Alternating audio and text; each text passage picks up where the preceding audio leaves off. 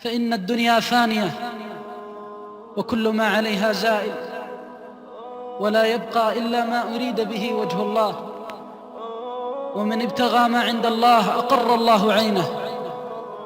والقليل من العبد في معاملته مع الله كثير عند الله بمنه وفضله وكرمه. فقد تكون الخطوة إلى طاعة وبر موجبة لمحبة الله للعبد محبة لا يسخط بعدها أبدا، وقد تكون الكلمة من محبة الله لا يلقي لها العبد بالا، يكتب الله بها رضوانه إلى يوم يلقاه. فأسأل الله العظيم أن يجعل أعمالنا مقبولة عنده وهو أهل الفضل والتكريم.